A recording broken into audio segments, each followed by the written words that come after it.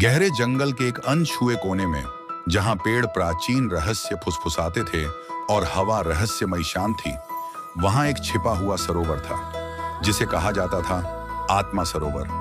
कहा जाता था कि यह पानी आपकी बाहरी छवि नहीं, बल्कि आपके भीतर की सच्चाई को दर्शाता था। कई जानवरों ने इसके बारे में सुना था। अधिकांश एक बार आए, जो देखना चाहा वो देखा और फिर कभी वापस नहीं लौटे। बाघ ने अपने आप को ताकत, अधिकार और भय में देखा। मुझसे डरते हैं सब, वह गुर्राया।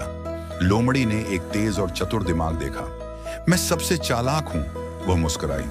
मोर ने खुद को नीले हरे रंगों में दमकते देखा। मेरी सुंदरता बेमिसाल है, उसने सोचा। वे सभी संतुष्ट लौट गए। जो देखा वही सत्य मान लिया।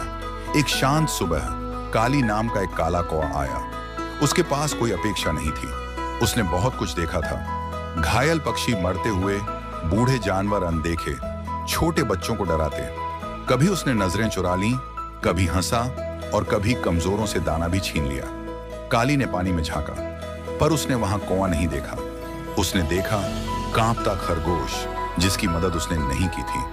बूढ़ा अंधा हाथी, जिसे उसने नजरअंदाज किया था। छोटे भूखे चूजे जो चीखते रह गए। उसने आंखें देखी, अपनी नहीं बल्कि उनकी, जो पीड़ा में थी। वह घबरा गया।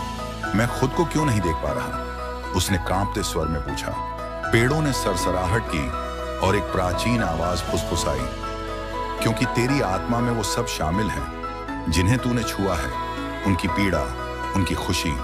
काली अंदर तक हिल गया।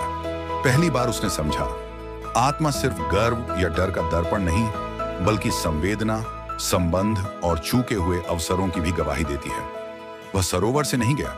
उसने घायल खरगोश को नई बिल खोदने में मदद की, अंधे हाथी को फल लाकर दिए, चूजों को लोरी गाकर सुलाया। दिन बीते, हफ्ते बीते। एक शाम जब सूरज ढल रहा था और जंगल सुनहरा हो गया था, काली फिर सरोवर पर लौटा। इस बार उसने देखा एक कौवा, वही काले पंख, लेकिन आंखों में कोमलता थी। पानी में लहरों पर झलकती थीं वे जिंदगियां जिन्हें उसने छुआ था। अब दर्द नहीं, शांति के साथ उसने पानी को नमन किया। संदेश: हम वही नहीं हैं जो हम सोचते हैं। हम वही हैं जो करते हैं, जिसे नजरअंदाज करते हैं और जिसे उठाते हैं। सच्चा प्रतिबिंब चेहरे में नहीं, बल्कि उस दिल की स्मृति में होता है जिसे दूसरों की जिंदगी ने आकार दिया है।